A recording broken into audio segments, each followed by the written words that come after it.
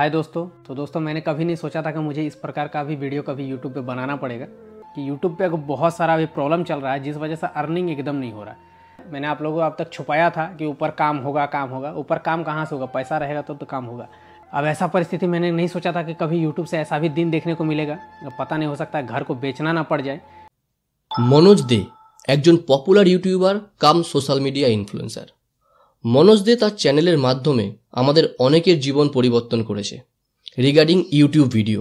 কিভাবে উনি ইউটিউবে ভিডিও আপলোড করতে হবে, থাম্বনেল করতে হবে, এসইও করতে হবে, এই ধরনের টেক রিলেটেড ভিডিও উনি ওনার চ্যানেলে আপলোড করে। রিসেন্টলি মনোজ দে তার ড্রিম হাউস যেটা তিনি রিসেন্টলি তৈরি করেছেন সেই বাড়িটা বিক্রি করবে বলে ইউটিউবে একটা ভিডিও শেয়ার করেছে তার চ্যানেলে। খুব বেদনাদায়ক একটা ভিডিও। সেখানে মনোজ দে বলেছেন যে ইউটিউবে আগে যেরকম আর্নিং হতো অ্যাডসেন্সের মাধ্যমে, এখন ইউটিউব নাকি সেই ধরনের পেমেন্ট দিচ্ছে না। ভিউজ অনেকটা ডাউন করেছে। মনোজ দে কিন্তু শুধু ইউটিউব প্ল্যাটফর্মেই ভিডিও আপলোড করে না, উনি ফেসবুকেও আপলোড করে, ইনস্টাগ্রামেও ভিডিও আপলোড করে এবং এই আপলোডের মাধ্যমে বিভিন্ন ইনফ্লুয়েন্স উনি করে আসছে আমাদের ইনফ্লুয়েন্সারদের জন্য, যাতে আমরা আমাদের ক্যারিয়ারটা ইউটিউব প্ল্যাটফর্মে আনতে পারি, আমাদের ক্যারিয়ারটাকে আরও স্মুথ করতে পারি। কিন্তু তাহলে মনোজ দে হঠাৎ এরকম একটা ভিডিও কেন আপলোড করলো? কেন মনোজ দের চ্যানেলটা এত ডাউন হয়ে গেল যে তার বাড়ি বিক্রি করতে হবে? নমস্কার, আমি সুজিত। আজকের ভিডিওতে আমরা দেখব মনোজ দের এই ভিডিওর পেছনে আসল রহস্যটা কি। মনোজ দে ভিডিওতে বলছে যে আগে যেরকমভাবে তিনি পেমেন্ট পেতেন সেই পেমেন্ট উনি এখন পাচ্ছে না। আর একজন সফল ইউটিউবার হলে আমরা সবাই জানি বিভিন্ন প্রমোশনাল অ্যাড আসে, বিভিন্ন প্রমোশনাল বিজনেস পেমেন্ট আসে, যেখান থেকে আমরা আরও এক্সট্রা আর্নিং করতে পারি। মনোজদের কাছে নাকি এখন সেগুলোও কমে গেছে আসা। আগে যেখানে 5-6টা করে পেমেন্টের জন্য তার কাছে ফোন আসতো, এখন সেই ফোনগুলো আসা আর বন্ধ হয়ে গেছে, সেই ফোনগুলো এখন আর আসছে না। কিন্তু কেন মনোজদের কাছে এই ধরনের পেমেন্টগুলো বন্ধ হয়ে গেল আসা? মনোজদের তার ভিডিওতে যেগুলো বলছে, আসুন সেগুলো একবার দেখে নিই ছোট ছোট क्लिप हिसाबे। अभी दोस्तों मैं आप लोगों को बताना चाहूँगा, अभी आप लोगों ने रिसेंटली देखा होगा कि मैंने एक नया घर भी बनाया है और वो सब एक तरह से मान के चलो यूट्यूब के ही वजह से। पहले हम यूट्यूब से लाखों कमाते थे, यूट्यूब सिर्फ एडसेंस से, अब हज़ारों में कमाने के लिए भी सोचना पड़ रहा है। मतलब ब्रांड मार्केट में रहा नहीं, अब ब्रांड नहीं रहा तो हमें प्रमोशंस नहीं मिल रहा। पहले मैं लाखों में अर्न कर लेता था यूट्यूब से, अब मेरा हज़ारों में कमाने के लिए मुझे सोचना पड़ रहा है। मतलब যারা হিন্দি বোঝেন তারা তো অবশ্যই বুঝে গেলেন, আর যারা বুঝতে পারলেন না, যাদের বুঝতে একটু অসুবিধা হচ্ছে, এখানে আমি বলে দিচ্ছি মনোজদে কি বললেন। ওই প্রথমে যেটা বললাম, মনোজদের বলছে যে এখন ভিউজ আর আগের মতো আসে না। আগে যেখানে একটা ভিডিওতে 1 লাখ টাকার মতো ইনকাম হতো, এখন সেই ভিডিওতে 1000 ইনকাম হতেই নাকি তার অনেক প্রবলেম হচ্ছে। সুতরাং অ্যাডসেন্স আমাদেরকে আর সেইভাবে পেমেন্ট দিচ্ছে না, যার জন্য তার সমস্ত সেভিংস নষ্ট হয়ে গেছে। কারণ মনোজদা এটা কখনো ভাবেনি যে তার এই রকমভাবে ডাউনফল হতে পারে তার ক্যারিয়ারে। তিনি এও বলেছে আজকে যদি উনি একজন ইউটিউবার না হয়ে একজন ব্যবসায়ী অথবা যদি একজন এমপ্লয়ি হতেন, তাহলে হয়তো এর থেকে আরও বেশি ইনকাম উনি করতে পারতেন, এবং শুধু তাই নয়, এরকম ইনকামের ডাউনফল আসতো না। তার সমস্ত সেভিংস সে তার বাড়ির পেছনে লাগিয়ে দিয়েছে, যার জন্য আজকে তার সেভিংস অনেকটাই কমে গেছে এবং হয়তো তার বাড়িটা বিক্রি করে দিতে পারে। বন্ধুরা, এই গল্পটা এবং এই ভিডিওটা যেদিন শেয়ার করেছে সেদিন ছিল 1 এপ্রিল, আর আমরা সবাই জানি 1 এপ্রিল মানে হচ্ছে এপ্রিল ফুল ডে। এবার আপনারা হয়তো বলতে পারেন যে ভাই তাহলে তুমি এই ভিডিওটা কেন তৈরি করছো?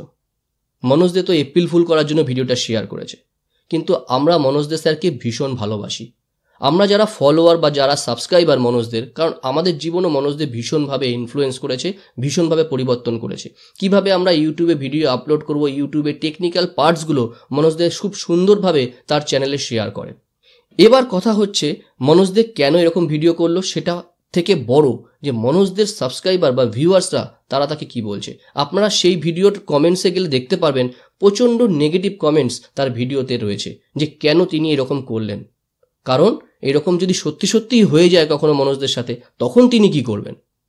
আমরা সবাই জানি জয়া কিশোরীকে, যারা জানেন না তাদের জন্য বলি, ন্যাশনাল ক্রিয়েটর্স যে অ্যাওয়ার্ডটা হয়েছিল এবছর দিল্লিতে, সেই ক্রিয়েটর ক্যাটাগরিতে সোশ্যাল চেঞ্জ বলে একটা ক্যাটাগরি ছিল। সেই ক্যাটাগরিতে জয়া কিশোরী ম্যামকে অ্যাওয়ার্ড দেওয়া হয়েছে, কারণ জয়া কিশোরী ম্যাম একজন মোটিভেশনাল স্পিকার কাম ইনফ্লুয়েন্সার। তিনি তার ভিডিওর মাধ্যমে সবাইকে মোটিভেট করেন এবং ইনফ্লুয়েন্স করেন, যে মানুষ কিভাবে নিজেকে পরিবর্তন করতে পারবে। সেখানে একটা ভিডিওতে জয়া কিশোরী ম্যাম বলেছেন যে আমাদের জীবের আগায় মা সরস্বতীর বাস থাকে, সুতরাং আমাদের এমন কোনো কথা বলাই উচিত না যেই কথাটা আমাদের জন্য খারাপ হবে। আমাদের সবসময় ভালো কাজ করা উচিত, ভালো কথা বলা উচিত, কারণ সেই কথাগুলোই মা সরস্বতী আমাদেরকে দিয়ে করায় বা ফলে। সুতরাং মনোজদেকে বলার এটাই কারণ যে মনোজদে স্যার, আমরা আপনাকে ভীষণ ভালোবাসি, এরকম ধরনের ভিডিও কখনোই করবেন না। আপনার কাছ থেকে এই ধরনের ভিডিও কাম্য নয় স্যার, কারণ আপনি আমাদের জন্য অনেক বেশি মোটিভেটর। আপনার ভিডিও দেখে আমরা অনেক কিছু শিখেছি, অনেক কিছু জানি। মনোজদের কিন্তু একটা চ্যানেল নয়, মনোজদের কিন্তু 2-3টে চ্যানেল আছে, এবং মনোজদের ব্লগও একটা চ্যানেল আছে যেখানে উনি ওনার লাইফস্টাইল ব্লগ শেয়ার করে। এবার সবার বক্তব্য, মনোজদে স্যার যদি এই ভিডিওটা, এই কমেডি ভিডিওটা উনি ওনার মেন টেকনিক্যাল চ্যানেলে প্রমোট না করে উনি ওনার যদি ব্লগ চ্যানেলে প্রমোট করতো বা শেয়ার করতো, তাহলে হয়তো মানুষ এই ব্যাপারটা অনেকটা ইজি নিত। কারণ আমরা সবাই জানি যে আমাদের যেখান থেকে ইনকাম হয়, মানে আমাদের আর্নিং সোর্স যেটা, মেন যেটা পারপাস, যেখান থেকে আমরা আর্ন করি, সেই জায়গাটায় মা লক্ষ্মীর বাস থাকে। সেই জায়গাটা কি ইয়ার্কি করা ঠিক সেই জায়গাটাকে নিয়ে? এখানে আপনার কি মনে হয় অবশ্যই কমেন্টসে জানাবেন। কারণ মনোজদের যে টেকনিক্যাল চ্যানেলটা রয়েছে সেটাই হচ্ছে মনোজদের উত্থানের মেন কারণ। সেই চ্যানেলে এই ধরনের মোটিভেশনাল ভিডিও ছাড়া কখনোই আশা করা যায় না। এই ধরনের ভিডিও তার ব্লগ চ্যানেলের জন্যই ঠিক আছে। মনোজদে স্যার, আমি সুজিত, আমার ভিডিও যদি আপনাকে হার্ট করে থাকে বা আমার কথা যদি আপনাকে কোনো রকমভাবে কষ্ট দিয়ে থাকে, আমি আন্তরিকভাবে দুঃখিত তার জন্য। আমি তার জন্য আপনার কাছে ক্ষমা চেয়ে নিচ্ছি। প্লিজ কিছু মনে করবেন না। আর আপনাকে রিকোয়েস্ট করব, এই ধরনের ভিডিও আপনার টেকনিক্যাল চ্যানেলে অ্যাটলিস্ট দেবেন না। শাহরুখ খানকে আমরা সবাই খুব ভালোবাসি। শাহরুখ খান একটা কথা সবসময়ের জন্য বলে, আজকে যে জীবনটা তোমাকে ঈশ্বর দিয়েছে সেই জীবনটাকে রেসপেক্ট করো, সেই সময়টাকে রেসপেক্ট করো, কারণ তুমি বা আমি কখনোই জানি না যে সময় কখন কিভাবে কার পরীক্ষা নেবে।